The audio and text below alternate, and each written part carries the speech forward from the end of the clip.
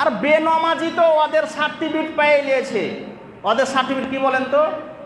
আরে মুলবি সাহেব বেনমাজির জানাজা না পড়লে আমার বংশে তো একটা মুলবি আছে, আমি ওকে দিয়ে পড়াবো, তোর কি দরকার নেই। এরকম বেনমাজির সার্টিফিকেট পায়নি কেউ? এরকম হয় না? আরে বেনমাজিরা তো গর্বের সাথে বলে, আবে মুলবি বেনমাজি জানাজা না পড়ালে তো কি হলো, আমার কি বংশেতে একটা মুলবি তৈরি করেছে, ওকে দিয়ে জানাজা পড়াবো, পড়ায় কার না পড়ায়, সর্দারের দরকার নাই, মুলবিরও দরকার নাই, ওই মুলবি সাহেব আমার কি বংশের মুলবি সাহেব যথেষ্ট। এরকম গর্বের সাথে বলে না? এরকম অনেকে আছে। আর সুবহানাল্লাহ, আল্লাহ মাফ করুক। আর মুলবিরা তো এরকম আছে, কাহুরি জানাজা পড়ায় কার না পড়ায়, বেনমাজির ওই আগে হাজির। মুলবি যদি বেনমাজি জানাজা না পড়ায়, ওই দাজ্জাল কানা দাজ্জাল মুলবি সাহেব এসে বেনমাজি জানাজা পড়াইবে। এরকম অনেক মুলবি সাহেব আমাদের সমাজে আছে। কেউ যদি বেনমাজির একজন হকপন্থী আলেম জানাজা না পড়ায়, ওই কানা দাজ্জাল বেনমাজি এসে, ওই কানা দাজ্জাল মুলবি এসে বেনমাজি জানাজা পড়ে চলে যাবে। এটা আমি বলিনি, মুহাম্মদ সাল্লাল্লাহু আলাইহি ওয়াসাল্লাম বলেছেন।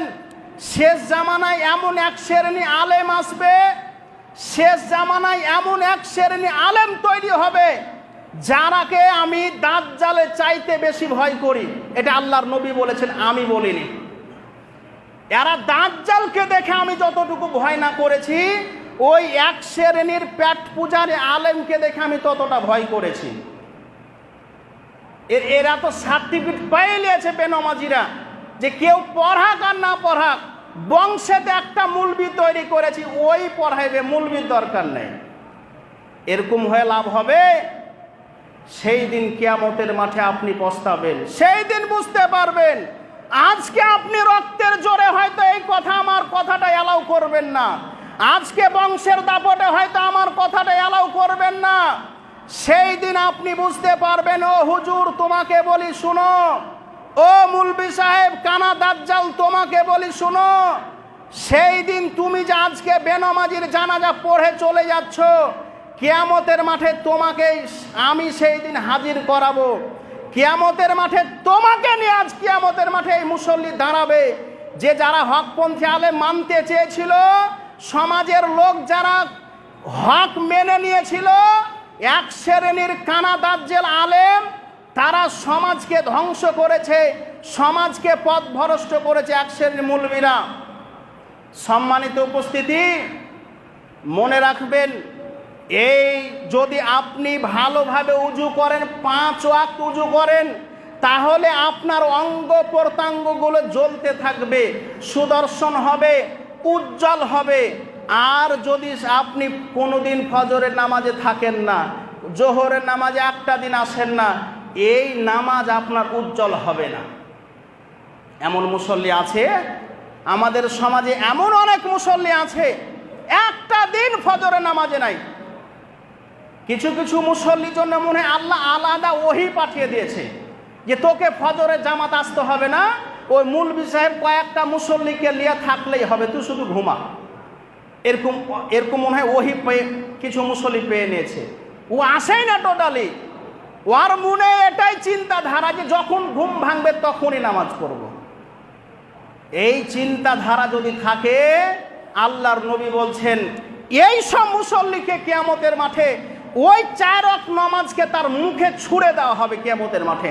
আল্লাহর নবী নিজে বলছেন, ওই সব মুসল্লির নামাজগুলোকে, যারা একটা দিন ফজরের নামাজে আসে না, ফজরতে নামাজ পড়ে না, যারা জোহরের নামাজে সঠিকভাবে নামাজ আদায় করে না, তাদের নামাজগুলোকে আল্লাহ মুখে ছুঁড়ে ফেলে দিবেন, যে তোর এই নামাজ দরকার নাই।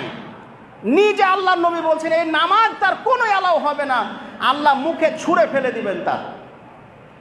আজকে বয়স্ক মানুষ লজ্জা লাগে।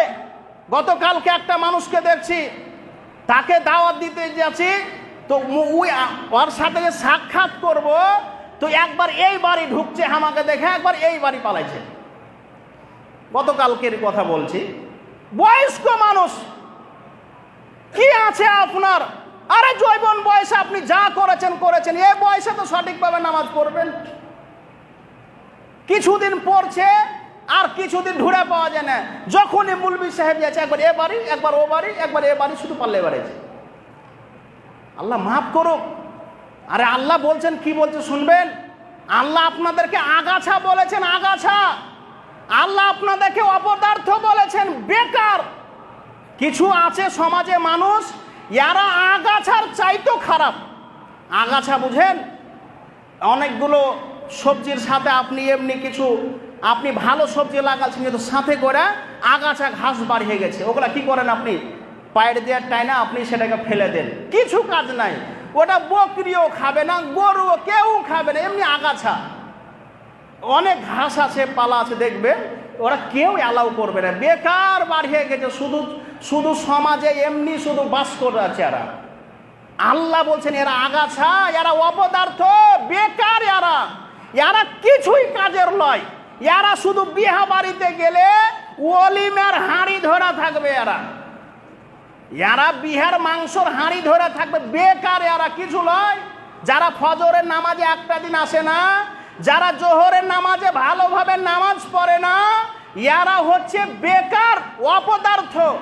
খুলুন সূরা মারিয়াম 6 নম্বর 19 আয়াত নম্বর 57। আল্লাহ বলছেন, ফাখালাফা মিন বাদিহিম খালফুন আযাউস সালাত। এমন এক শ্রেণীর ব্যক্তি তোমাদের পরে আসবে। সাহাবীদেরকে আল্লাহ নবী বলছেন, শোনো, ফাখালাফা মিন বাদিহিম খালফুন আযাউস সালাত। এক শ্রেণীর ব্যক্তি এমন আসবে যারা আযাউস সালাত, যারা আমার নামাজকে শেষ করে দিবে, আমার সালাতকে শেষ করে দিবে, যারা নামাজকে বিনষ্ট করবে। ওয়াত্তাবাউস শাহওয়াত, যারা নিজের কুপ্রবৃত্তির অনুসরণ করবে, মন যেটা চাইবে সেটাই করবে। একবার আসবে, একবার আসবে না, এক সপ্তাহ আসবে আর এক সপ্তাহ নাই। যখন কাজের একটু চাপ পড়ে গেল তখন আর নাই। বিহা শাদীর যখন এক আধ সপ্তাহ একদম জিরো। কিছু কিছু মুসল্লি আছে দেখবেন, বিহা যদি লাগা যায় ওর বংশতে, ওকে এক সপ্তাহ ঘুরে পাওয়া যাবে না, ওকে আর খুঁজে পাওয়া যাবে না, ও নেই। যেমন বিহা শেষ তেমন এসে হাজির। এরকম আছে। আরে মুসল্লি তো আছে, এরকম সর্দারও আছে, এরকম সর্দার আছে নিজের চোখের দেখা। এরকম হাজারো সর্দার আছে, ওর হাঁড়ি বালতি হারিয়ে যাবে বলে সর্দার সাহেব জোহরের নামাজ পড়েনি। এরকম সর্দার নাই যে কে জানি আমার বালতিটা চুরি হয়ে যাবে, জোহরের নামাজ আয়সা পরে পড়ছে ওই। এরকম সর্দার অনেক আছে।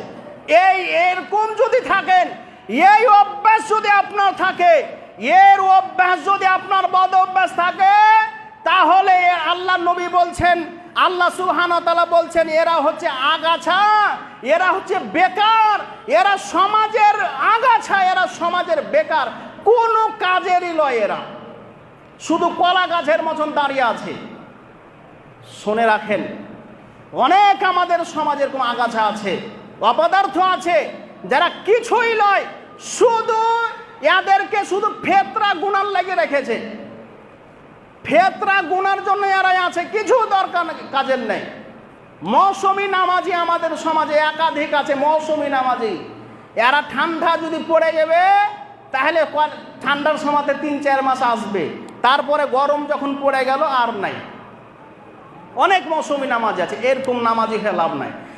এই নামাজি যদি হন, আমার বলার উদ্দেশ্য হচ্ছে, এরকম নামাজি যদি হন আপনি, তাহলে আপনার এই অঙ্গ প্রত্যঙ্গগুলো সেদিন জ্বলবে না, সেদিন উজ্জ্বল হবে না, সুদর্শন হবে না।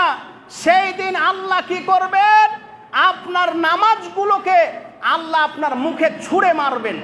এজন্য বলি, সঠিকভাবে নামাজ পড়ুন, সঠিকভাবে নামাজ পড়ুন, তাহলে লাভ আছে। যদি সঠিক গোঁড়ামি করিয়েন না, গোঁড়ামি করে কোনো লাভ নাই। কি গোঁড়ামি করে কি লাভ আছে? 5 ওয়াক্ত নামাজ পড়ুন, গোঁড়ামি করিয়ে বলবেন যে মুলবি সাহেব, এই মুলবি শুধু বলছে ঘুম ভাঙলে নামাজ পড়তে হবে। কিছু কিছু মুসল্লি আছে, ঘুম ভাঙলে তো নামাজ পড়বো, ঘুম না ভাঙলে কি করে পড়বো? প্রতিদিন হয় সম্ভব? কেন প্রতিদিন? আপনার বয়স্ক মানুষ কেন প্রতিদিন ছুটবে নামাজ ফজরের? যুবক ছেলেগুলোকে দেখবেন, আল্লাহ তাদেরকে ভালো করুক, আল্লাহ তাদেরকে এই গতিতে যেন রাখেন। কত যুবক আছে একটা দিন ফজরের নামাজ ছুটে না, আর আপনি বয়স্ক মানুষ, আপনার বলছেন নামাজ ছুটেছে।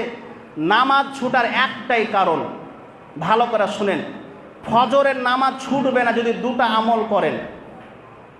এটা মনে রাখলেন। এক, আল্লাহর নবী বলছেন এশারের সালাত হয়ে গেলে আর অনার্থক কোনো কথাবার্তা নেই, ঘুমিয়ে যাও, তাহলে দেখবেন ইনশাআল্লাহ ফজরের নামাজ ছুটবে না। আল্লাহর নবী বলছেন যেমন এশারের নামাজ শেষ, এশার আগে তুমি খাওয়া দাওয়া করো, এশার নামাজ হয়ে গেল ঘুমিয়ে যাও, তোমার নামাজ জিন্দেগিতে ছুটবে না। কিন্তু ওই বৃদ্ধ মানুষটা কি করছে, ওর ছোট মোবাইল, ওর চোখেও শুধে না, ওর মোবাইল দেখতে দেখতে ওর রাত 12টা বাজিয়ে দিছে, নামাজ ছুটবে না? এমনি নামাজ ছুটবে, বলেন এমনি নামাজ ছুটবে না? মোবাইল দেখতে দেখতে রাত 12টা বাজাচ্ছে, নামাজ ফজর করতে পারবে? বৃদ্ধ মানুষ তাও মোবাইল দেখছে, মোবাইল আর ছুটে না চোখ থেকে। ওকে কত যে ভালো লাগছে, ছোট মোবাইল চোখে দেখতে পায় না, তাও ছোট মোবাইল দেখিয়ে গেছে, ও দেখিয়ে গেছে। নামাজ এমনি ছুটে না, অভ্যাস আছে, অভ্যাসের জন্য নামাজ ছুটছে ফজরের। এই জন্য বলি এশারের পরে আর কোনো গল্প নাই, সঙ্গে সঙ্গে আপনি ঘুমিয়ে যান, ইনশাআল্লাহ দেখুন উঠতে পারবেন। 2 নম্বর আমল কি করবেন, ভালোভাবে উজু করে ঘুমাবেন। উজু করবেন, উজু করে ঘুমাবার সময় ঘুমার দোয়া বলবেন, আল্লাহুম্মা বিসমিকা মুতাহিয়া বলে ঘুমাবেন। আর আয়াতুল কুরসি পড়বেন, 3 কুল পড়ে সূরা নাস ফালাক ইখলাস পড়ে পুরো শরীরে মাসা করবেন। আল্লাহ নবী বলছেন যদি এই আমল কেউ করে, একজন ফেরেশতা আসমান থেকে আল্লাহ পাঠাবেন, ওই ফেরেশতা তার জন্য দোয়া করতে থাকবে, দোয়া করতে থাকবে। কেমন দোয়া করতে থাকবে? যেন অন্য কেউ, অন্য শয়তান এসে তাকে পথ ভ্রষ্ট না করতে পারে। এটা হচ্ছে আল্লাহ নবী নিজে বলছেন। কেউ যদি আয়াতুল কুরসি বলে ঘুমায়, একজন ফেরেশতা আল্লাহ নিযুক্ত করবেন, অন্য কেউ এসে তাকে পথ ভ্রষ্ট করতে পারবে না। আমলটা করেছেন? বলেন, এই আমল তো করেননি, ওই মোবাইল দেখতে দেখতে চিটপাটাং আপনি কুঠে মোবাইল, বই চলছে আর ঘুমাইছে, ওর বই চলছে আর ও ঘুমাইছে, গান চলছে এদিকে, বক্সে গান শুরু করে দিয়েছে আর ও ঘুমাইছে। নামাজ পড়া হবে? এভাবে নামাজে এভাবে আপনি ফজরের একটা দিন উঠতে পারেন, সারা জীবন বুড়িয়া যদি আপনি থোসরা হয়ে যান তাও উঠতে পারবেন না আপনি। যুবক তো দূরের কথা, বুড়িয়া যদি আপনি একেবারে হাড্ডি হয়ে যান তাও ফজর উঠতে পারবেন না। এই জন্য বলি আমল করবেন, এশারের পরে পরে আপনি ঘুমিয়ে যাবেন, আর ঘুমাবার সময় উজু করে ঘুমাবেন, আর আয়াতুল কুরসি এবং 3 কুল পড়বেন, সূরা ইখলাস ফালাক নাস পড়ে পুরো শরীরে মাসা করবেন, ইনশাআল্লাহ আপনি উঠতে পারবেন। আল্লাহ যেন আমাদের ওঠার তৌফিক, বলুন আমিন। সম্মানিত